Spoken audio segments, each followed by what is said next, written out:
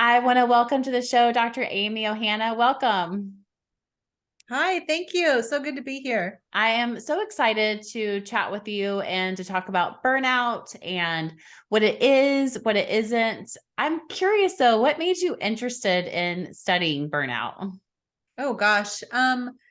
I had my first bout of burnout when I was around the age of 24, 23, 24, when I was working as a social worker. And I had entered a profession that I was very passionate about. I wanted to do that work. It's what I had gone to school for. I felt called to the work. And then all of a sudden, I ended up depressed and grumpy and putting on a little bit of weight and just very cynical about my life and career. And I Mm-hmm. wanted to understand it. And I didn't want it to control me. So Mm-hmm. I did intentional study, and I actually ended up going back to school at that point. And that sort of sidetracked the burnout, but it didn't take care of it for good. So when I entered my PhD program, I knew that I wanted to study it, and I ended up writing my doctoral dissertation about it and have sort of woven that theme of study on burnout throughout my career, helping practitioners and students. I'm a mental health practitioner and counselor educator. Mm-hmm. So I've always really integrated that aspect into vocational work, career work, and just personal growth. Mm-hmm. Now you say your first bout with burnout, that pretty much, gives us a clue that it wasn't just one, it wasn't one and done, but there's been multiple seasons, it sounds like, of burnout. Was that confusing to you when you went back in and had another time of burnout? No, because the way I think about burnout is it is a disconnection somewhere. It's a disconnection in the soul or psyche. It's a disconnection from work. It's a disconnection from maybe your sense of calling or connection with the spiritual. And I knew that during my various seasons of burnout, what it was. As Mm, a type A person, it was harder for me to admit that I was in distress and get help for it and attend to it. yeah. But it didn't surprise me. Mm-hmm. It actually was sort of freeing in a way because I knew I wasn't depressed. And I think there's unfortunately more stigma around mental health diagnoses and issues than there is about being a worker who's burned out. Um, Mm-hmm.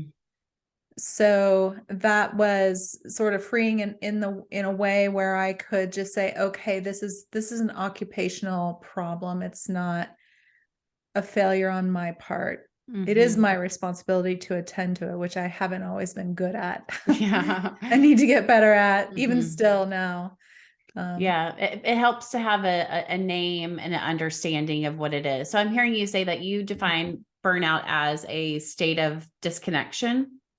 yeah, exactly. I think if you look in the professional literature, you'll find that burnout is defined as a work problem. It's a result of a stressor. It's basically a stimulus response. And then others will define it as, I think the original definition of burnout by Herbert Freudenberger, who was a psychoanalyst in New York in the 70s, he defined it as essentially a disconnection from one's hope or meaning about the work that you have. So he Mm, was one of the first to bring it a little more to the inside or more existential, whereas after Freudenberger's work, the research really kind of moved more towards the external. mm-hmm, High workload, difficult commute, difficult boss is what causes burnout. I really mm-hmm, like Freudenberger's definition, and I really see it as more of that disconnection mm-hmm. that we How do you have. feel like that helps us to know about the disconnection versus a heavy workload? How do you feel like that maybe helps us to hone in and better understand what's going on?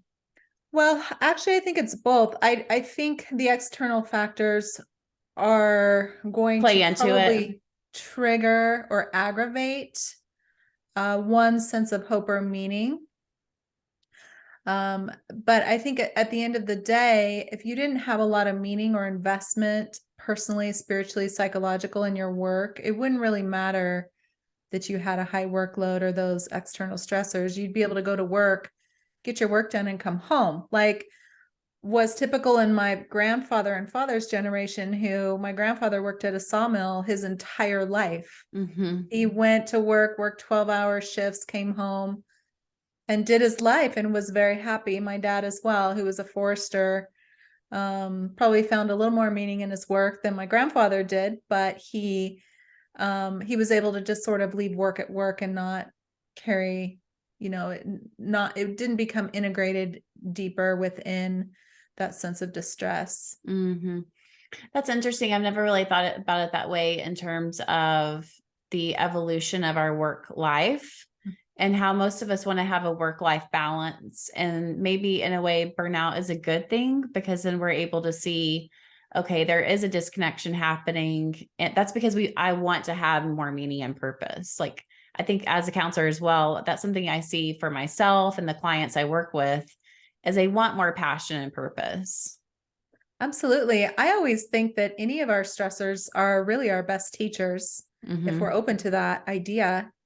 So when you're feeling burned out or any kind of distress, instead of fighting it or resisting it or feeling ashamed by it, just simply ask, what are you trying to teach me? What do I need to Mm-hmm. learn? Mm-hmm. I remember being in a grad school class and they talked about burnout and I thought, oh my gosh, that will never happen to me. And, they say to be careful with your nevers because it will have that the nevers usually do come to be. And I thought, no way that'll happen because I'm going to love what I'm doing. And because I'm going to love what I'm doing, that will never happen to me. And Mhm. obviously it has happened, especially during, the plight of COVID and just the way that our world has changed. What do you see, Amy, as some of the characteristics of burnout and how maybe it's different from depression and anxiety, even though it can kind of look the same? Burnout really does look like depression. It impacts your ability to feel joy and to feel, the research actually uses the term emotional exhaustion. So Mm-hmm.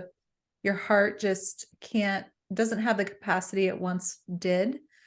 Also a very cynical outlook, pessimistic outlook, Mm-hmm. sarcastic, and then just not being able to get things done like you used to. Yeah. So those symptoms really do overlap with depression, essentially. And it's hard to figure out. It can be hard to differentiate if it's burnout or depression because sometimes it can actually be both.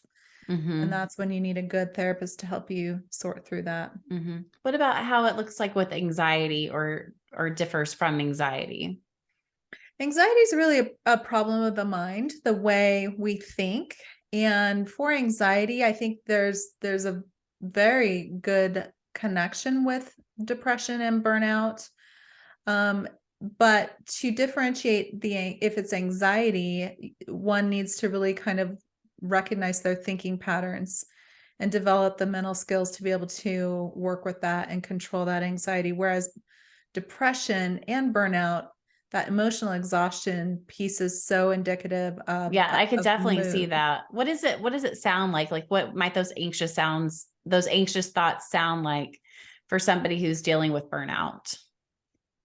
It can be anything from rumination, maybe Mm-hmm. laying in bed at night thinking about a big meeting coming up or a conversation one has to have at work that might be difficult.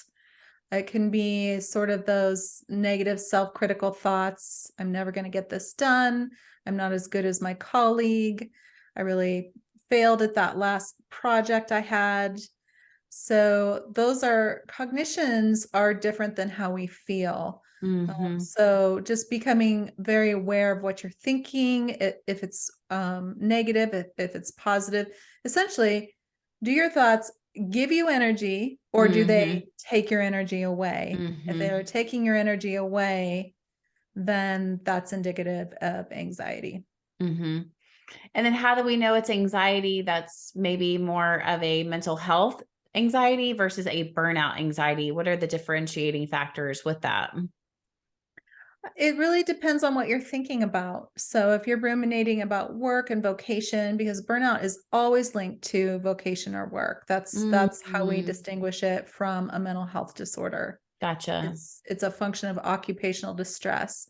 So if Mm-hmm. you're ruminating on work, if you can link those thoughts the negative thought cycle to work, then I would suspect, or I'd want to assess further for sure, but I would suspect it's more related to burnout. What about like for a stay-at-home mom and she's like worrying about her kids? Like, do you feel like that would be also linked to burnout? Possibly, because if that mother holds great meaning in her vocation as a mother, then absolutely, yes. Yeah. And I feel like it's so helpful to know where those thoughts are coming from and why those thoughts are happening for you to be able to be empowered to understand fully what's happening. I know for me that's a huge indicator if I'm like laying in bed or if I think about work and like my heart starts pounding and all of a sudden I've gone from like not being afraid, like not worrying about anything to like full on, like almost like being triggered, my heart's pounding, trouble sleeping, jaw being tight, feeling a lot of tension. I think that's a good for me an indicator of, okay, what's going on here with work? And then how might that lead to burnout if I'm not careful? Great point. Absolutely. So do you feel like we're more vulnerable to burnout now? I found a current statistic. One site said like 80% of us are burnout. Another site said 60% of us are burnt out. Are there people that are more vulnerable to burnout? Is it more common now? I'm curious. Well, lots of questions there. So let me address, are we more susceptible to burnout now? I don't think we are. I think we're just better at talking about it. Gotcha. I think, I grew up in the Gen X population. We just kind of,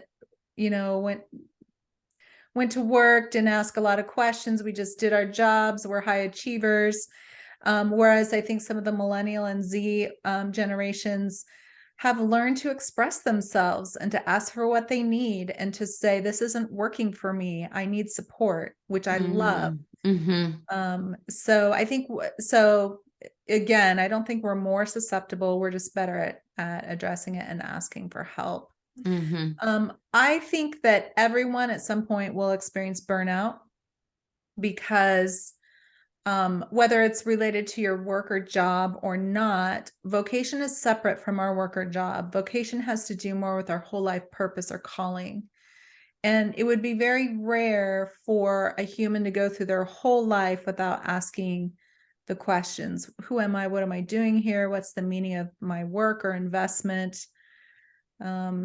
That would be a very well-adjusted, healthy person and absolutely something to aspire to.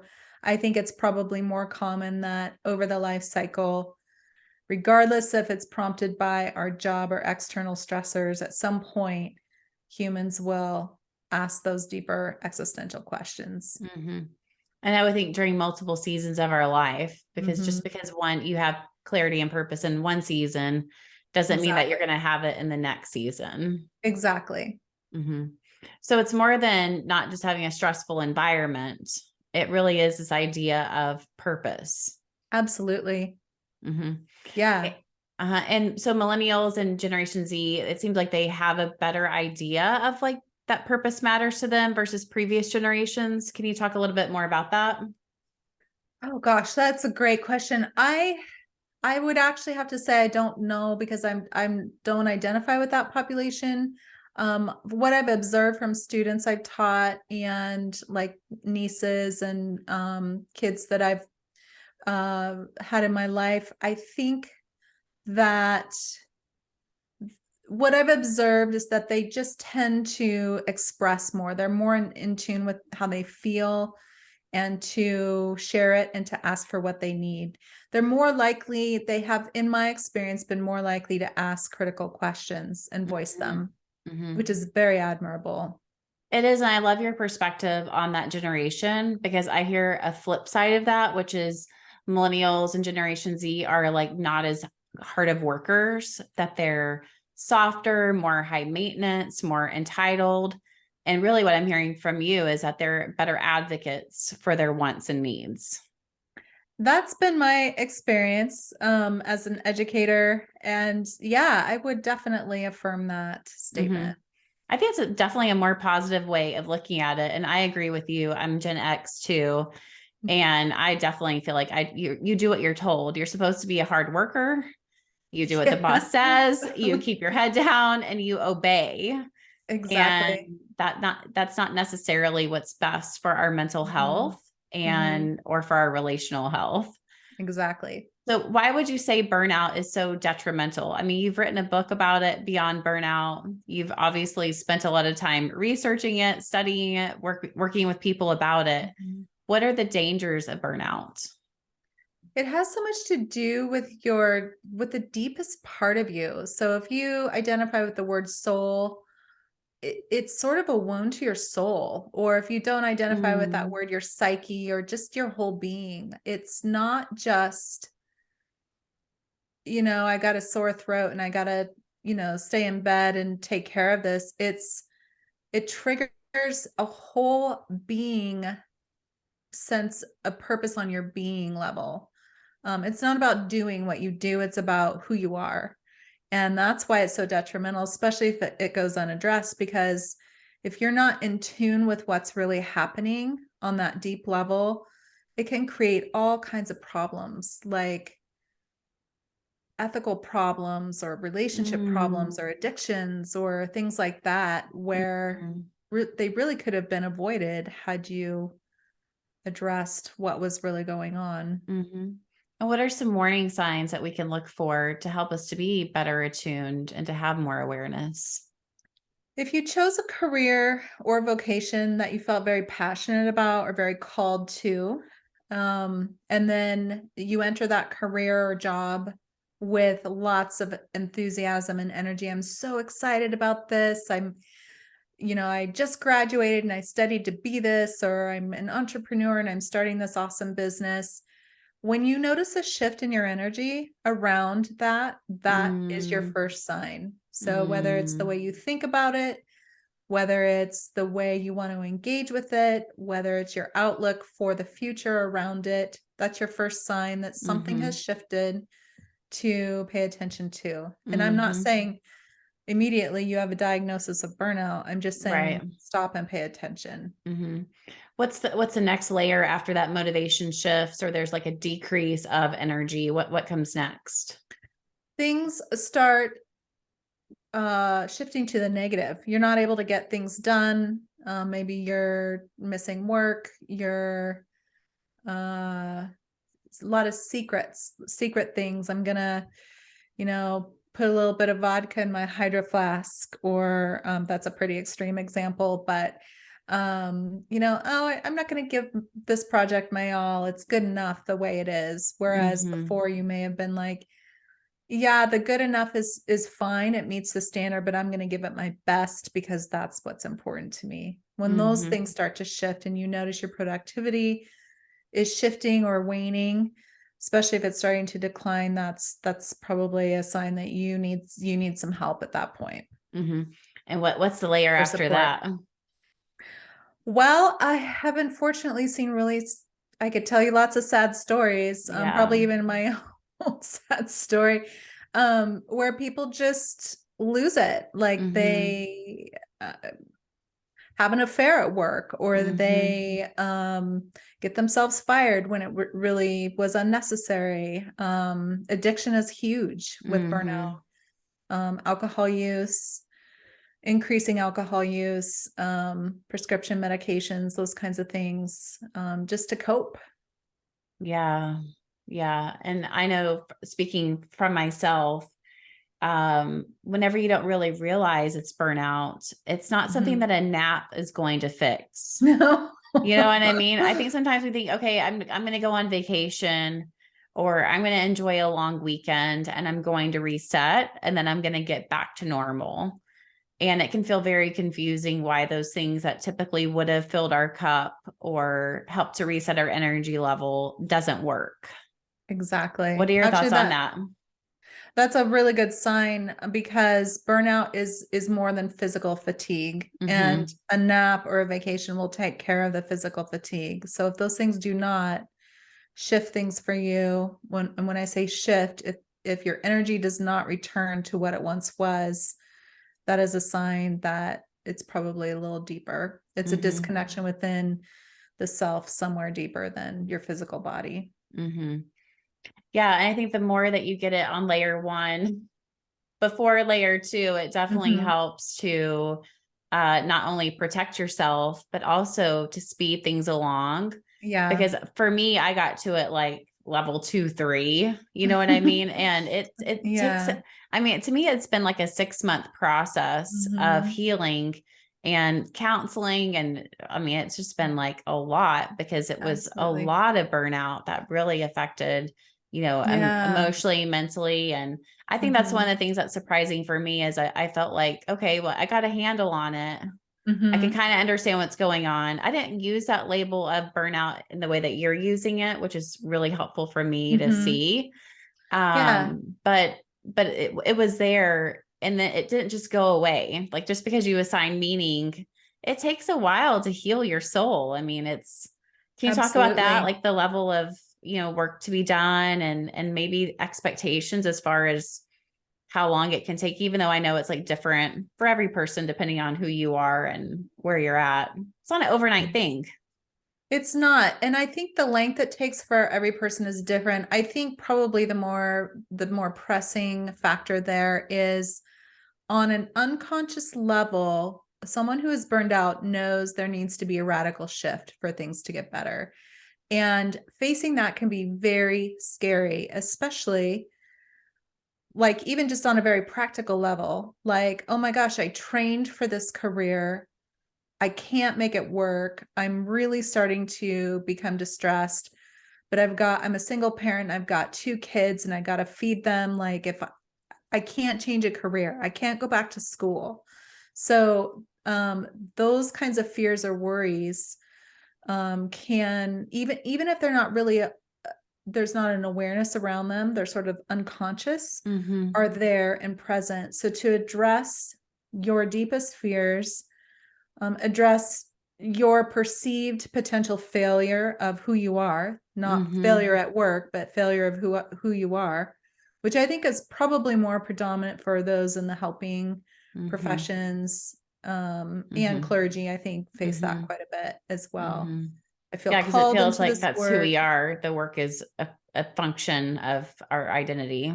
Exactly. I feel called into this work, and if I can't do it anymore, then who am I? Where does that leave me? What's my legacy? All of those questions that are really scary to face. Mm-hmm. What can help us face those questions? Whatever you draw on for your support. So if you're a spiritual person, your connection to the divine, to God, your social networks, for sure. Get your people around you, like your real people, not people who have an investment in, oh, Mm-hmm.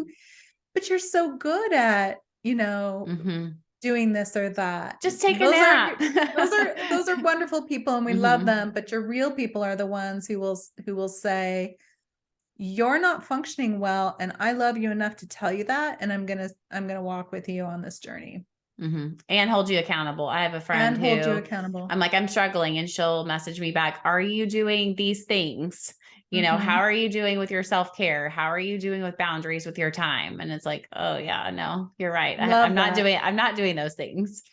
You need your people. Mm-hmm. Yeah. Yeah. Go And ahead. you need to give yourself permission too. I think that's a huge one as well, that for us to say, I'm in crisis. Burnout is a crisis. It's not just, oh, I'm burned out. Mm-hmm. Everyone gets burned out. This is a crisis. This is something I need to face in my life. It's a big, Mm-hmm.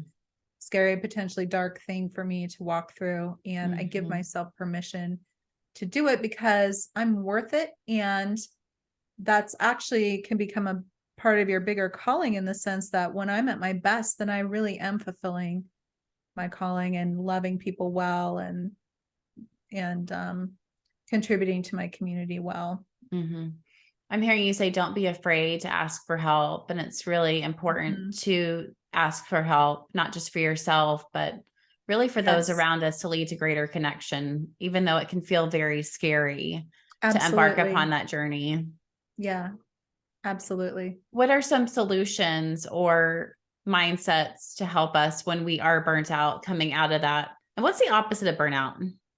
Like, Well, that kind of touches on my research, but uh, I would say probably just in a nutshell, joy. Joy is the Okay. opposite state of burnout. So, or deep connection. Mm-hmm. So, joy and feeling very connected. I'm sorry, what was the other question? Yeah. So what's the solution that's going to take us from burnout to joy? Okay. Great question. So this is what I research and this is what I help people do, predominantly women. And that is, I don't think the solution is to sit and talk about all the terrible things in your life. The solution is to move to the opposite state. So instead of saying, tell me about your burnout, I would say, what brings you joy? Let's do more of that. Yeah, I know you Mm, need to go to work. I know you need your salary, your paycheck. I know you need to take care of your kids. I know all the things. And we need to carve time out. We need to help you get to the opposite state and do more of that in your life. mm-hmm, We'd start there. mm-hmm, Obviously it's different for every person, but mm-hmm. And I know that you do a lot of work on passion. So talk to me about this idea of passion and joy and how that relates to coming out of burnout. well, my research is really on the erotic or erotic energy, which most people equate with sexuality. The fullest definition of the word erotic is means connection. It's Mm, oneness and connection. Erotic energy is the energy we use for work. That's what, if you read sources on Eros or the erotic, even Sigmund Freud believed that Eros was the energy that was connected to love and work, because it has more to do with connection than sexuality. Sex is obviously a manifestation of erotic energy, but it's only one. At work, in the workplace, and in our vocational life, the manifestation of erotic energy we have is to be able to engage well and in a way where we feel energy after we've worked, not energy expended. Yes, obviously we'll feel tired on some level, but the engagement with the task or the activity or the means of productivity, which may not be paycheck work, gives us energy. It fills you. It fills you with joy and connection and purpose and aliveness. Sometimes mm, people will use the word transcendence. mm-hmm. What are some ways for us to find that transcendence and to find that passion?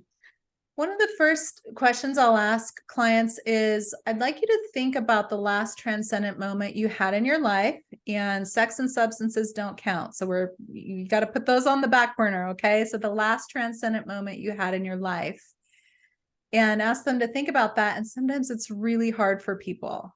Sometimes they'll Mm-hmm. say, man, the last transcendent moment I had in my life was when I was 6 years old and I was jumping over jumps on my dirt bike with my friends. That was my Mm, last transcendent moment.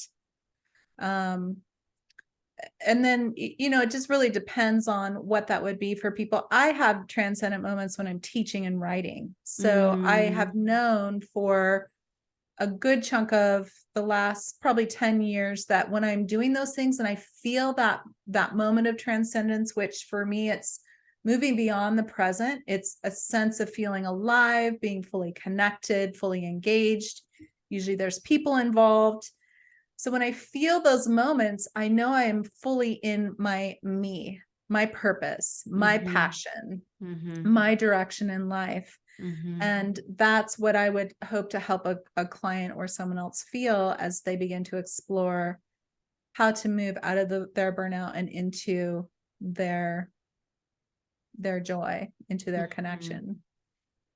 I have lots of questions, as you can tell. That's the way my brain works. So one thing I'm hearing you say is that as we get into our flow or Mm-hmm. that spot where it doesn't feel like work anymore, it definitely can bring us out of burnout. And so I'm curious, though, what do we do with the tedious work that needs to be done that can feel, you know, maybe monotonous or we don't find meaning in it, and or expectations, the things that can maybe take us out of that joy state and put us back in burnout? I think there's several ways. One question would be, can you look at the big picture of your work or vocation and see how those minutia support the larger sense of joy that you have? So can that shift your mind state around doing those tasks? And then it can be very nitty-gritty, developing literally like work strategies to get through them. Like for me, I do my hardest thing first around probably 6 a.m., 7 a.m. when I have the brain energy. Those are my power hours. So I get up and I do the hardest things first. And then I feel a sense of accomplishment. Gosh, I got that done. Let's move on to an awesome day. So it's those mental skills that you can learn to develop to help you navigate the mundane. We all have mundane. We're never gonna have. I mean, we all gotta do the things that aren't fun, change the diapers and dig the ditches and to make a beautiful landscape, like that's part of our life, and that's okay. And we can develop tools to learn how to do them in a way that are efficient and effective and keep our mental state very positive. Yeah, those are really amazing questions. Are there any other like next steps that you walk through with clients as far as building those skills or offering solutions? Yeah, I think for every client, it's a first sort of an assessment process. What do you need? Where are you at? And then helping them move towards their joy or transcendence, and then supporting them as they get there. So that process will be different for everyone. It's different for an entrepreneur versus a stay-at-home parent versus whatever vocation you have, it's going to be different for you, and it should be special and unique for you. And it takes time, I would imagine, to figure that out. Exactly. Does your book help guide people through that? It does. Yeah. My book is really about the state of burnout as disconnection and learning how to reconnect on 3 levels, one with self, one with work, one with God or the divine. It's written in a Judeo-Christian perspective, but I think anyone with a theist orientation would probably find it useful, even if the Christian language was not relevant for them. Well, we're definitely Christian here. So that really resonates. And I think too, just knowing that God has a plan and purpose for each of us, and that's a good plan. Ephesians 2:10 is my life verse, that we are God's masterpiece, made new in Christ Jesus to do the good things that he's prepared in advance for us to do. And really what you're describing is figuring out how to know who we are, what we need, and then to be able to go and do those good things. But going and doing those good things isn't a one-step process. Absolutely. Yeah. It can be a journey and an ongoing journey. And really, isn't that what life is? That's part of what makes life rich and wonderful, is that we are always progressing. Well, this has been really helpful for me. Do you feel, Amy, that we've left anything out that would be helpful for somebody who is struggling with burnout, or maybe they have a loved one that's struggling with burnout and they just don't get it? For sure. Well, one thing I always try to emphasize is burnout is a crisis. Don't ignore it. Give yourself permission to attend to it. If you don't, unfortunately, things aren't going to get better or unlikely to get better. If you have a loved one going through burnout, maybe understanding that what it actually is destigmatizes it. You can help support them, get them loving support, and get the right support. A lot of folks will go to a pastor or a therapist, and those are awesome resources. For sure, do those things. And if those people don't really have a good understanding of vocational issues and burnout, you can maybe feel like it would take more time or spin your wheels. Find someone who really is a vocational expert and can really just help you focus on the workplace and your sense of vocation. When I say vocation, I mean the bigger reason why you work and engage in productivity. It's not about a paycheck necessarily. Yeah, more of a calling, maybe is the way you would phrase that. Exactly. Well, this has been so good, and definitely enlightening for me. Again, it is really a journey.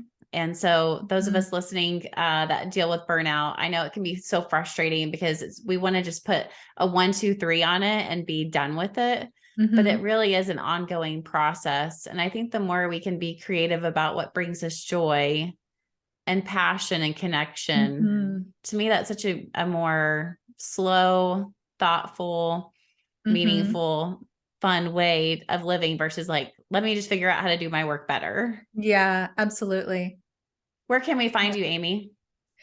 I'm on the web at amyohanna.com. Honestly, my website needs to be updated, so it's probably best to find me on LinkedIn. I have a coaching page, and I will post articles there as I can. So, but yeah, definitely LinkedIn is a place to find me. And your book is on Amazon, It's on Amazon. Beyond Burnout. And that's Yeah. easy to find and definitely a worthwhile read. No matter where you're at, I think it's helpful to have the understanding and language. Like you said, we will all likely go through a season of burnout from one time or another. Yeah, for sure. Well, thank you so much. You're very welcome. Have a wonderful day. You too.